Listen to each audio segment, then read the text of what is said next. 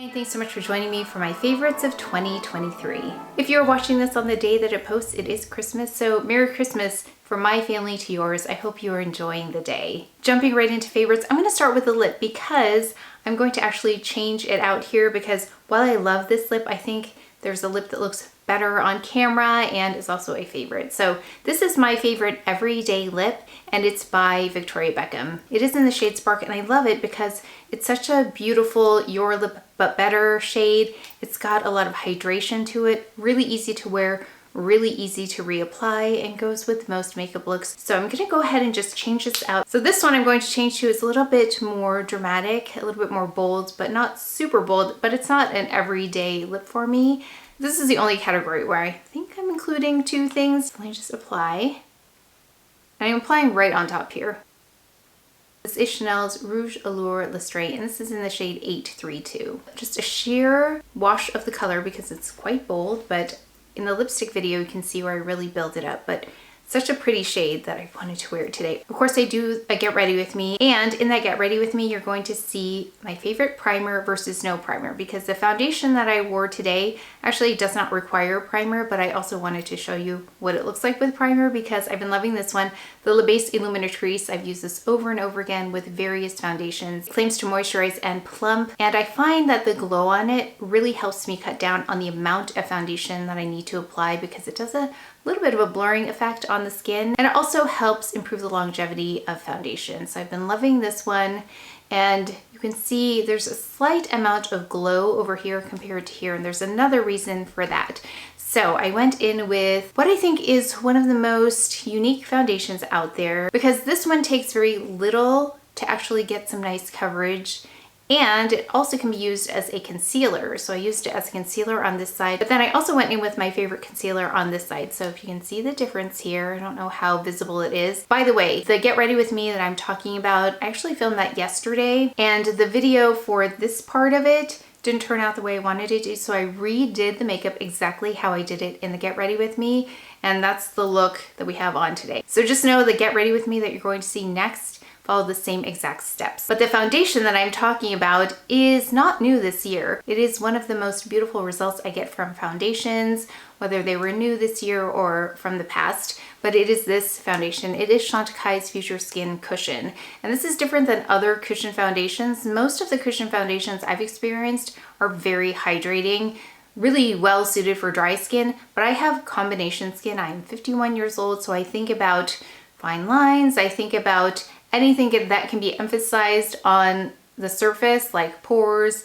fine lines. I also think about discoloration. This does such a lovely job of evening everything out. Now, the interesting thing with this is that there are not very many shade offerings, but the stretch that is available to each shade, meaning that this will cover several different shade ranges. This one shade, which is in nude, and this has a cool tone. You'll see when I apply it, has a cooler tone to it, but has a lovely way of adapting to my natural skin tone. This is one of those foundations that can also look more beautiful the longer I wear it because I think I have that more oily skin type, so it interacts really nicely if you are more oily. It really helps to blur the appearance of the texture of the skin so it looks smoother as well, which is a lovely, lovely quality, especially if you are a little bit more mature with your skin, but if your skin is perfect, this is gonna look lovely on it as well. And there's a little baby elephant on there because part of your purchase goes towards funding a bottle of milk for these baby elephants, and this is Chantecaille, so many of their products have a philanthropic aspect to them. So this is part of their philanthropy collection. So you get one cushion here. Let me show you the shade. This is in nude, and you also get another one. So if you buy this, know there's another cushion in this box. So don't throw this box away because you're gonna wanna keep that for when this one needs to be changed out. So it pops out of here and you can just pop the new one in. I applied it with the sponge that's included just so you could see that in case that's what you want to use. But I did build this up to be a concealer here, and you're going to see the lovely consistency and texture there. And that is a rare thing with foundations. Typically I don't build them up to use this concealer, it doesn't work. But this is also the only shade I could get that to work with. I've tried it with Wheat, it doesn't work as well for me. But this, because of its undertone, seems to work really well for dark spots to build up as a concealer. Now, I do not use that one under my eyes for concealer, though it works really well for the dark spots here in the front of my face.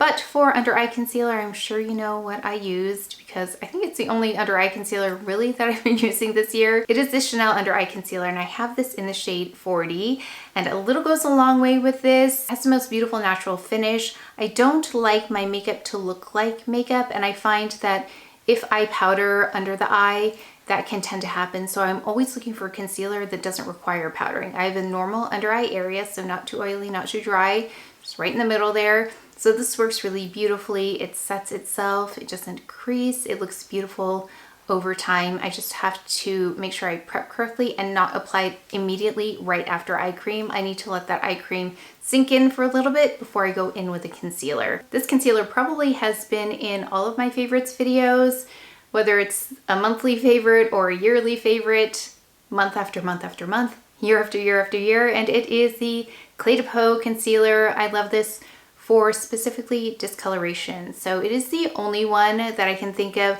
that I really rely on to take care of my discoloration, my dark spots. In the front here, it looks beautiful all day long. It has amazing opacity while still being a thin layer, so it doesn't build up a lot of texture. So that's one of the biggest issues is if I'm using a different concealer, especially a liquid concealer, it's really hard to get that opacity without adding a lot of the product, but this one doesn't require a lot of product to get that opacity. And it looks beautiful from the time I apply it to the time I remove it. And it also does a phenomenal job here in the exterior parts of my eyes where I clean up. You'll see that in the Get Ready With Me, where I clean up the exterior corners because I've got some contours there that can create some shadows. And it also helps to tidy up that eye makeup on the end. Cannot say enough about this concealer, and I am wearing the shade Honey. Speaking of concealers, you know my La Prairie that I used to use here is not available any longer. So I've been going in with this Chantecaille, and this is in 4C, and you're gonna see in a video, I think coming up, where I use it also on dark spots depending on the foundation product I'm using, because this has a bit of a glow to it. So that's how it's different than the La Prairie. La Prairie had more of a finish similar to the Chanel under eye concealer, so they worked very harmoniously together. This one's a little bit more glowy, more like the finish of the Water Fresh Tint, Water Fresh Complexion Touch. It has that level of glow. So I do have that here right under the eye area in 4C. And of course, powders. These are going to not be a surprise, or at least one is not going to be a surprise, because I like to perfect in the front. I like to blur the appearance of the pores. I like to even out the skin tone with my powder. I like a little bit of coverage with my powder, and this does all of that. It looks like I have an airbrushed effect, especially on the front of my face, which is where I apply this. I don't apply it all over the face. Just in the center here really helps out my makeup. I can also blur lines here around blush if I need to, just a soften blush. I'll take down the intensity of blush with this powder. And this is the Chantecaille Perfect Blur Powder in light to medium. So I love the tone in here, love the appearance. It just is the best powder for me, and those of you who have tried it, who have similar needs to your skin, also really love this. So this is not a surprise, but I do like to add a little bit of glow back just to build that dimension back in, specifically right here. And this one is limited edition. I tried not to put in too many limited edition items here, but they made such a lovely powder, a little bit unique out there because it has a glow, but it also still blurs.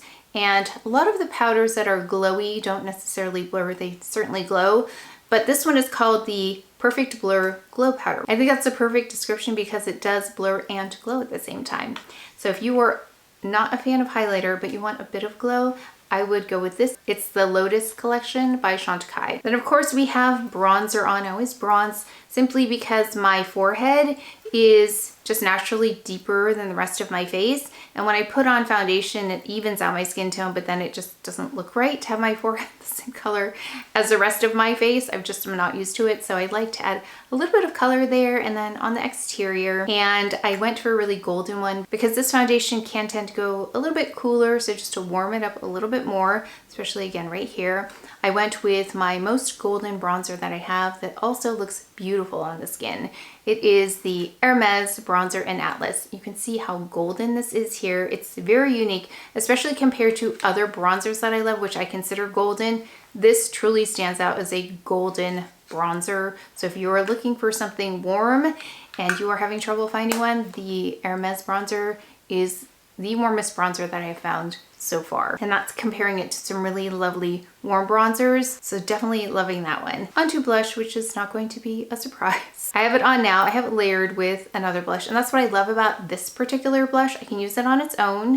It has the right level of glow, just enough glow, but nothing sparkly. But it does bring about bone structure if I don't use the Perfect Blur Glow Powder. Then this also has a bit of a glow to it, no detectable particles, and it doesn't emphasize pores. It's a really skin flattering kind of a blush, and the tone is flattering as well because it's got a slight bit of warmth to it, and it can help add to the evenness when I'm trying to color correct here with my spots, my discoloration. And it does such a beautiful job of that. I'll layer it with other blushes. If I have a pop of color, I'll use it to smooth over other blushes. So I love it by itself and in tandem with other products. But it is the Valentino in 09. So this is the one I've been using, trying to use this whole thing up before I start with my new one there. Not too warm, not too cool, but right in the middle. Then going in with the cream cheek product that I love, because I love Patrick technique where you add a powder and then a cream on top. And not all cream blushes can be applied over powder without lifting off or disrupting the makeup.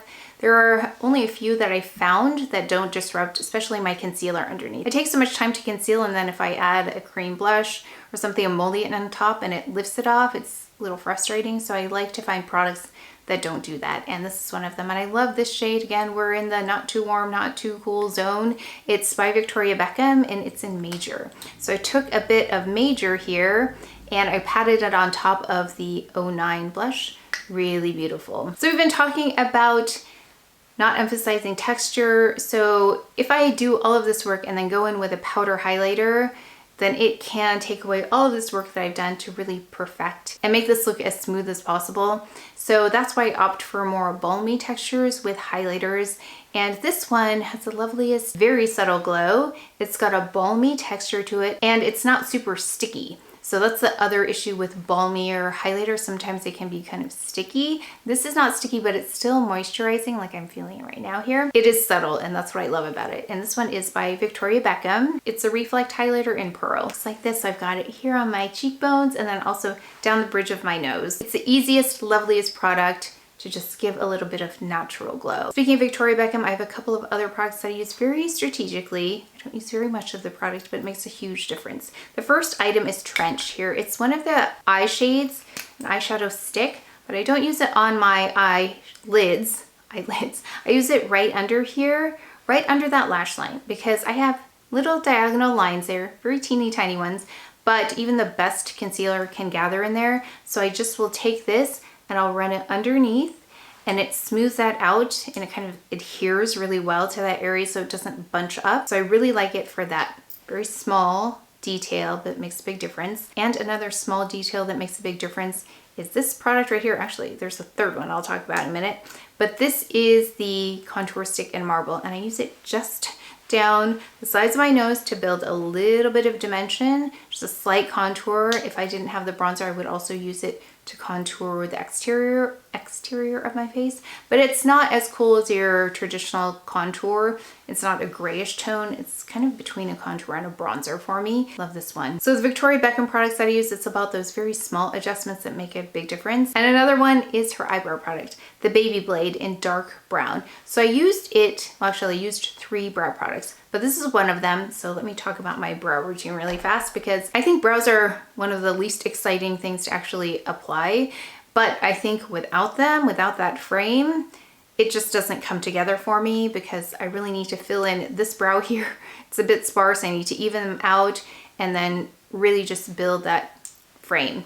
So this is the Chanel brow product, and I love the powder side of this probably more than the waxier side, because this powder is the perfect tone for my brows, and it's a powder product. So I don't love shiny eyebrows. I don't love when it's reflecting the light. I like when it absorbs light, and with powder it's going to do that. For me, it looks a little bit softer, which I like. I like a softer but kind of a bold brow. I do build my brows up. So you'll see in the Get Ready With Me how I use the powder, and then I'll go in with the Baby Blade, and I strategically, I say that word a lot because it is quite strategic, I just fill in where it's missing, and then I have to build up the front of this brow. I could do it with a powder, it just is a lot more time. It's pretty fast though, my eyebrow routine, even though it has 3 products.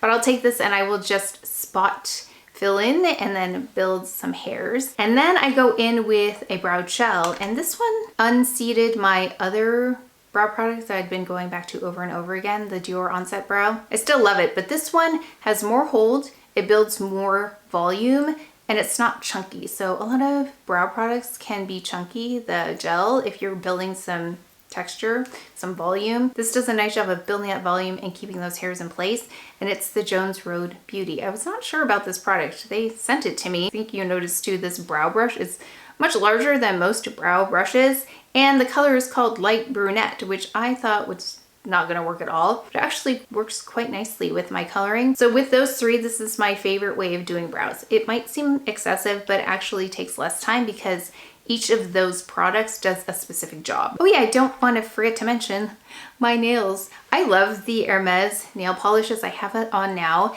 It's been the only thing I've been using since I got it because, first of all, this shade, I love the sheerness of it. I think this is one of the hardest nail polish products to find that's going to work well because sometimes they're too sticky. And if you can see here, I'm going to just tilt the bottle. You can see how liquidy and how easily that moves in there. That is one of the keys to why this, I think, works.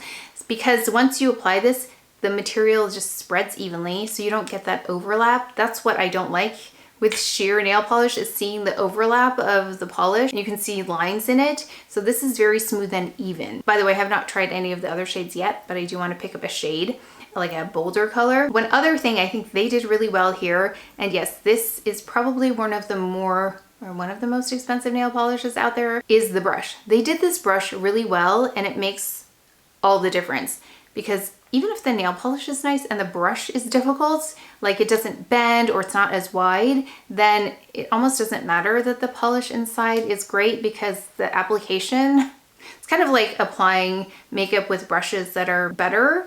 It makes a difference in the result. Same idea.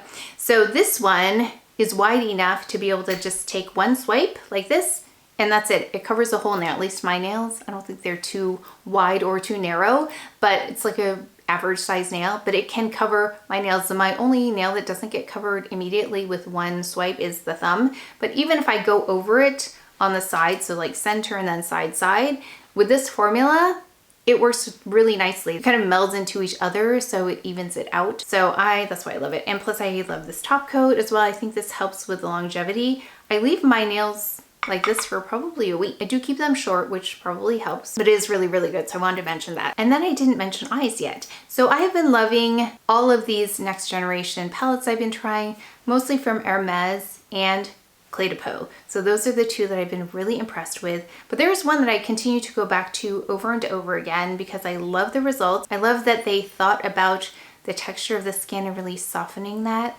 Because when I did a comparison between this palette and a traditional palette, I could see the difference. It looked smoother. The eye area looked smoother to me than with a traditional palette. For that reason, that's why I picked this one. Plus, I think it's really easy to use. It's beautiful every time.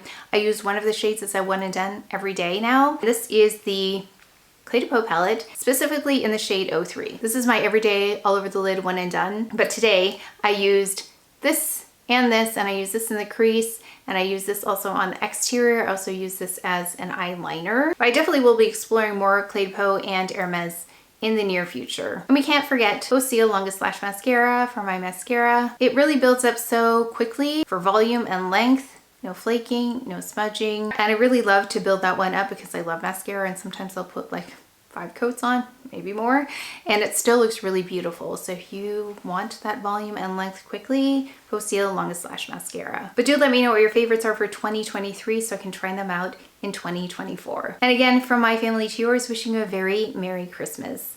But that is it for today's video, so please take care of each other, stay well if you enjoyed this video. If you learned something, please give it a thumbs up, subscribe, and I will see you next time.